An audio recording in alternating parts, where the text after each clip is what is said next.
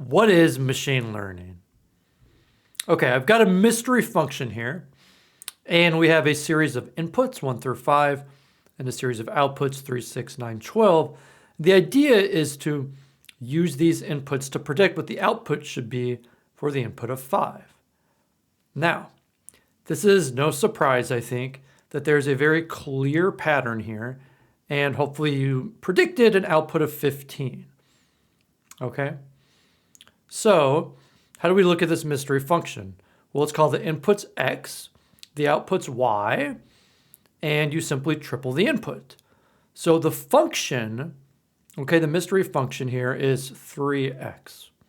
Okay, and we can use that to predict new values, such as when x is 6, we can place 6 in as the input and get the output of 18. Okay, now here is a second mystery function. And this one's perhaps a little more interesting.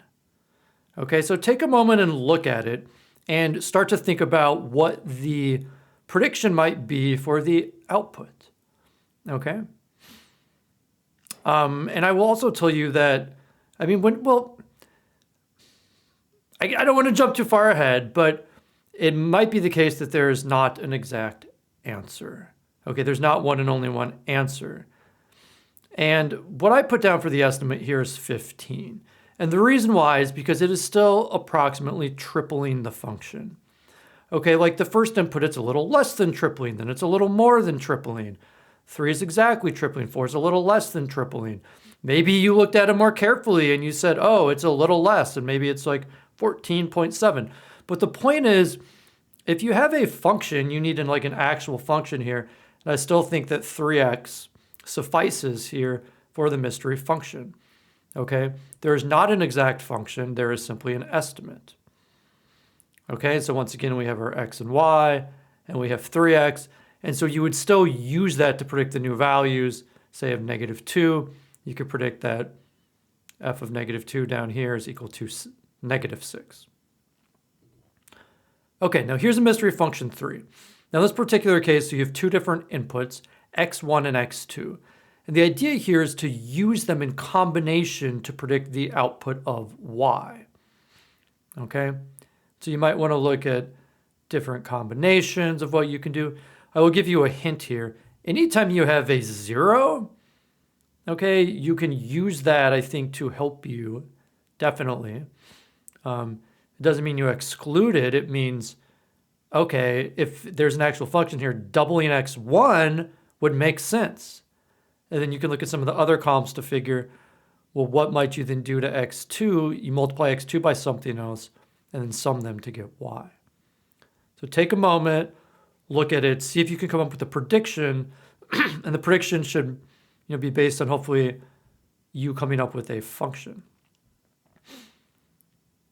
Okay, so if you predicted 9, that's great.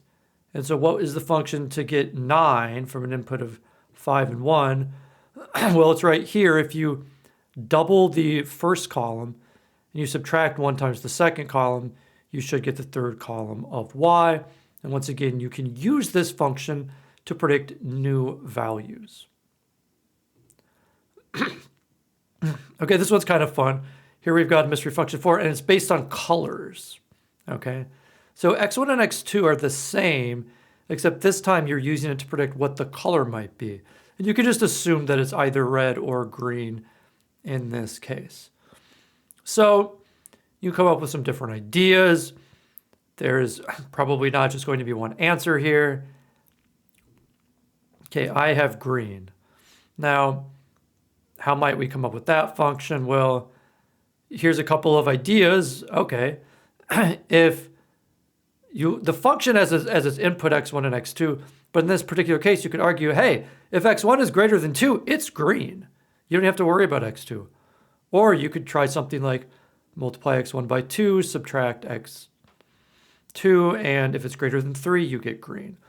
Now, when you have multiple functions, and there are certainly more, the idea here is that, well, how do you figure out what the better function is?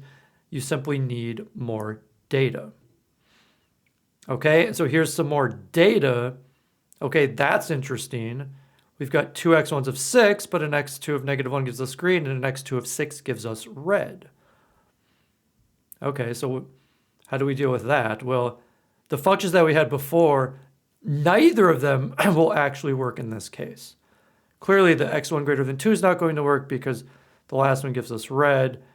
And let's see, if we double, the 2x1, that's 12, minus x2, it's 6. Well, that's greater than 3, but that's not green. That is red. And, here are some functions that do work. Okay, if you double this first column and subtract the second, if it's greater than 6, 6.5, 6.25, they all work. You definitely need more data. Okay. Now I've got one more. Mystery function 5.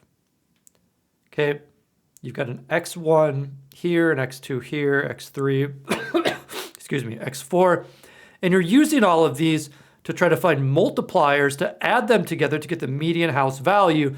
And it shows down here, okay, we need a computer program for this. I don't think anybody, maybe somebody, but it would be very difficult to actually do this by hand.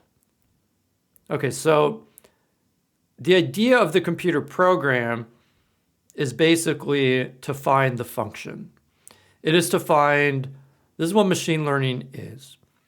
The input is the data, and the output is actually a mathematical function. And the specificity of that function will actually depend upon the type of data that we have and the type of models that we are working with. So what exactly is machine learning? Well, machine learning takes functional data as input, the x values, and the y value, okay, it's using both, and it returns a mathematical model as the output. Kind of like we had 3x, and then 2x1 minus x2. Now, the machine learning model will fit itself to the data, and it does this by adjusting the parameters or adjusting the multipliers. So it's called machine learning because the algorithm adjusts itself to each row of data. And you can think of that as it's learning the parameters, what do the multipliers say, as the new data is coming in. Now, machine learning is very valuable because it makes predictions about the future, okay, when x is known and y is unknown. So the value isn't really in developing a mathematical model from the data that you have. Okay, that's like the main sort of step, but the value is that you can use that model to predict the future. And so your projects, for instance, are valuable if the y, what you're trying to predict, would be unknown in the future, but you would have the x's, your inputs. So for instance, if you don't know what the house value is going to sell for, but you know all the inputs, like the number of rooms, square footage, etc., as your x values. And there are many different types of machine learning algorithms.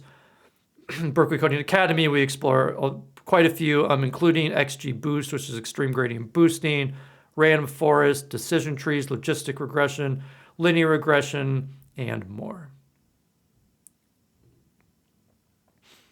Finally, what does machine learning do today? Well, it returns Google and other search results online. It recommends music and movies to you based on your interests. It powers and updates voice assistants like Siri and Alexa, operates and advances self-driving cars, classifies brain scans and personalizes medical treatment. It's behind ChatGPT and other large language models. It predicts stock prices, house prices, sports results, generally the unknown future. Okay, so it's extremely powerful. And in this class, you're going to learn the foundations of building machine learning models.